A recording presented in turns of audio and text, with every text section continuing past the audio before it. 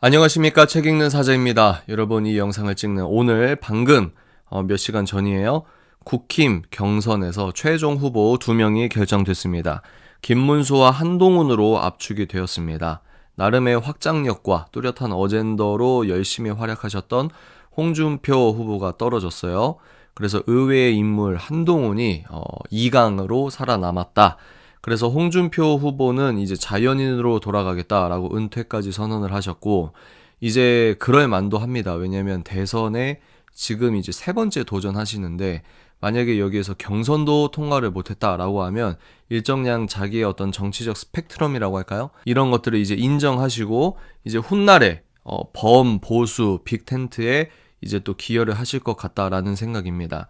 홍준표 후보님께서는 홍카콜라라고 하면서 70만이 넘는 이 미디어 활동도 아주 적극적으로 하셨는데, 그러니까 뭐 김문수와 한동훈 이게 뭘 의미하냐, 홍준표의 탈락이 무엇을 의미하냐라고 했을 때 제가 계속해서 반복적으로 말씀드리는 게 무엇이냐면, 유튜브만 잘한다고 현실 정치에서 살아남는 게임이 아니라는 것이다. 그래서 유튜브를 통하여 계몽을 하고 유튜브에서 엄청난 영향력으로 실제 오프라인 현장에서 막강한 영향력을 행사하는 것도 있겠지만, 그럼에도 불구하고 현장적 흐름과 유튜브와 인터넷의 흐름이 투트랙으로 보는 어떤 이런 방식의 균형이 있겠다라는 생각입니다. 유튜브에서 70만 구독자에 몇백만 조회수가 나온다 할지라도 안 될 때가 있다는 겁니다. 그래서 지금 홍준표 후보가 이제 낙마를 하고 정계 은퇴를 한다고 한 상황에서 한동훈 후보 같은 경우는 여러분들이 아실지 모르겠지만 MZ세대나 알파세대나 이 젊은 세대, 그리고 정치에 관심 없는 세대 위주의 트렌드 세터 역할을 하는 예능 컨텐츠가 있습니다. 쿠팡에서 제작을 하는 걸로 알고 있는데요. SNL이라고 하는 그 예능 프로그램이 있습니다. 거기에서 이제 사회풍자도 하는 부분이고, 또 지금 여야 가릴 것 없이 대선 후보들을 불러서 이제 예능적인 요소를 가미해서 컨텐츠를 만드는 부분인데, 이번 주에는 한동훈이 출연을 했습니다. 다른 정치인들도 출연을 했습니다. 그런데 이제 한동훈이 출연한 회차에 사회적 관심도가 높다, 중도층에게 문화 콘텐츠로서의 호감을 가져가고 있는 부분을 보고 있습니다.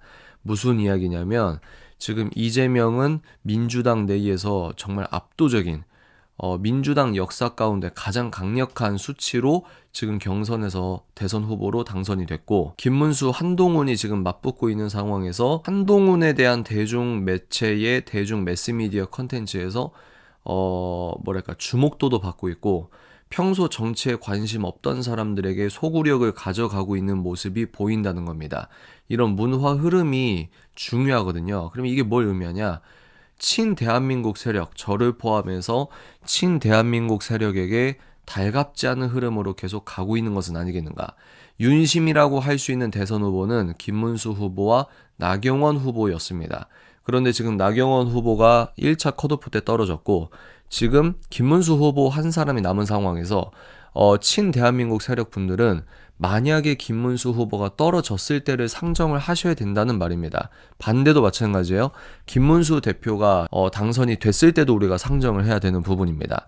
그런데 어느 사람이 이제 이기느냐에 따라서 제가 가장 염려하는 바는 무엇이냐면, 패배주의. 야, 어떻게 내가 한동훈을 뽑냐. 이거 선관위도 망했고 이번 대선 망했어. 나 투표 안 해. 라고 한다거나 또 이런 말들을 하십니다.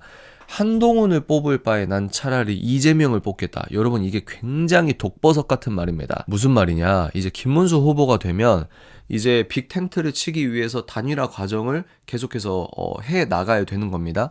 김문수 후보도 그것을 할 용의가 있다고 했고, 그런데 만약에 우리가 원하는 그림이 아닐 시에도 우리는 똑같은 마음으로 빅텐트를 쳐야 된다. 왜 빅텐트를 쳐죠?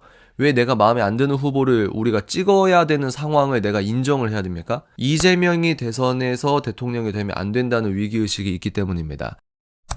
이제 국민의힘 경선에서 한 명이 최종적으로 후보가 되고, 무소속으로 한덕수가 나왔을 때 또 이제 단일화를 하고, 또 여기에서 이제 이낙연이나 이준석이나 단일화 시도를 해야 됩니다. 완전히 빅텐트를 쳐서 한 표라도 갈라치기를 하면 안 된다라고 하는 의식이 있거든요. 그러면 이게 나쁜 거냐? 아니죠. 오히려 그 수가 국민의 약 절반가량이 이재명을 지지한다 할지라도 이낙연까지 만약에 우리가 흡수해서 단일화를 해버린다? 그러면 자유민주주의 테두리 안에서의 오른쪽 왼쪽이 대동단결하는 겁니다. 오히려 이재명 후보는 자유민주주의의 체제를 흔들 수 있다라고 하는 위기감이 증명되고 있는 그런 현실 상황을 보여주는 꼴이 될 수도 있는 겁니다. 무슨 이야기입니까? 다시 정리하면 김문수 후보가 되면 김문수 후보 중심으로 단일화를 해나가면 되는 거다.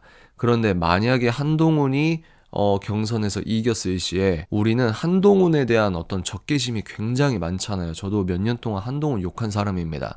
그럼에도 불구하고 윤 대통령을 감옥에 안 보내는 차원 그 더 넘어서 대한민국 윤석열 대통령께서 지키려고 했던 바로 그 대한민국 체제를 지키기 위하여 우리는 차악을 선택을 해야 될 만큼 현실을 차갑게 보고 대한민국을 살리는 길로 나의 투표를 행사를 해야 되는 것은 아니겠는가 라는 말씀을 드리는 겁니다. 그러니까 김문수 후보와 한동훈 후보만이 남았다. 이 말은 내가 원하는 것과 진짜 현실과 다르다는 거다. 내가 원하는 건 뭡니까? 제 영상을 볼 정도면은 이미 친대한민국 강경 기독 보수일 가능성이 농후합니다.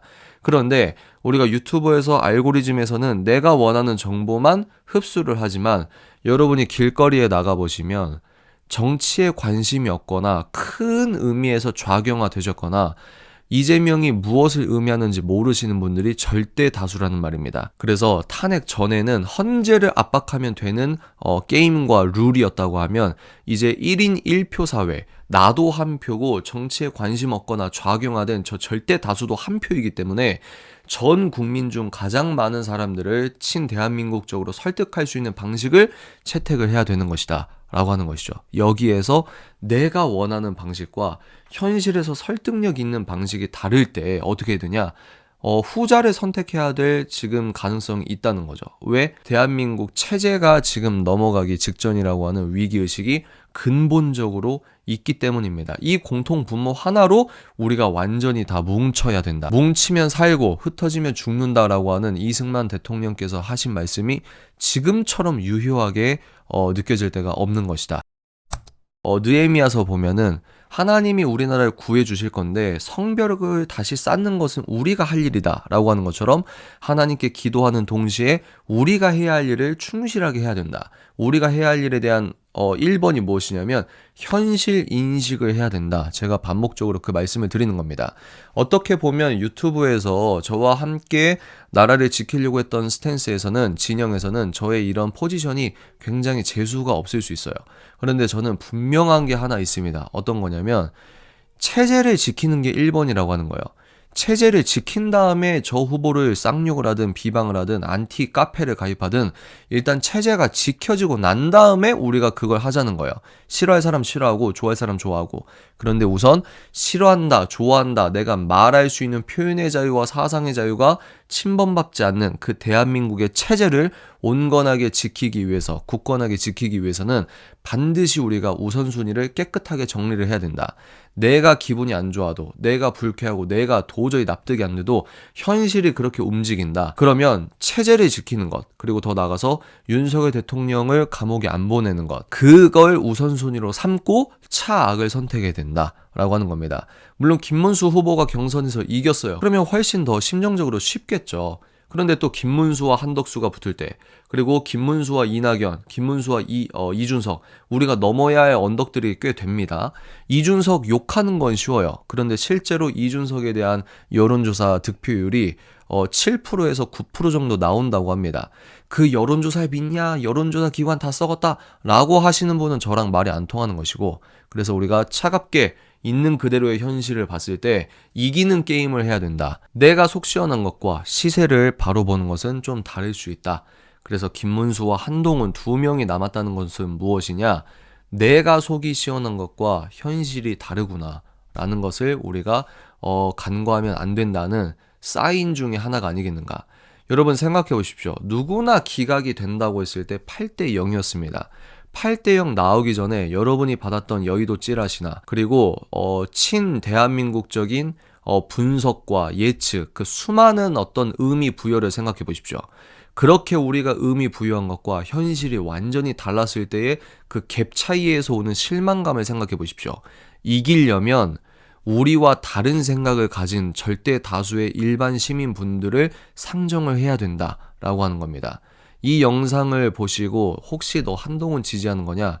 아닙니다. 저는 한동훈을 지지하지 않습니다. 몇 년 동안 꾸준히 한동훈을 비판하고 있는 사람입니다.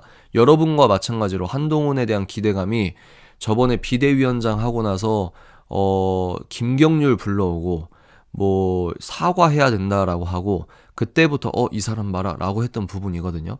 또 윤석열 대통령께서 계엄을 했을 때 그것을 정면으로 반박했던 사람이고 여러분 못지않게 한동훈에 대한 적개심이 있는 사람입니다. 그럼에도 한동훈을 좋아한다 안 좋아한다 이 게임이 아니라 경선의 결과에 따라서 여러분들이 아이 뭐야 나 투표 안 해. 에이씨 내가 어떻게 쟤를 뽑아. 이런 식으로 가지 말라는 거예요. 물론 김문수 후보가 되면 대한민국 지키기 위해서 내가 그렇게 큰 심리적인 언덕을 안 넘어도 된다는 부분이죠. 마치 이회창이 압도적으로 앞서고 있었는데 인기도 없었던 노무현의 돌풍이 완전히 휘몰아쳐서 게임을 역전시켰듯이 우리 진영에서도 물론 인간적인 노력으로 되는 건 절대 아닙니다. 그래서 하나님의 신적 개입 플러스 성벽을 다시 쌓는 것. 성벽을 다시 쌓을 때 어떻게 쌓았죠? 기도만 한 것이 아니라 성벽만 쌓은 것이 아니라 현실을 자각하고 무기를 장착하고 언제든 싸울 준비를 하고 나서 성벽을 같이 건축 재건했습니다. 우리가 이런 현실 안에서 믿음 생활하고 현실 안에서 이기기 위해서 내가 차갑게 우리가 좀 더 차갑게 현실을 봐야만 이기는 길이 보이게 되는 것은 아니겠는가 라는 말씀을 드립니다. 다음 영상에서 찾아뵙도록 하겠습니다.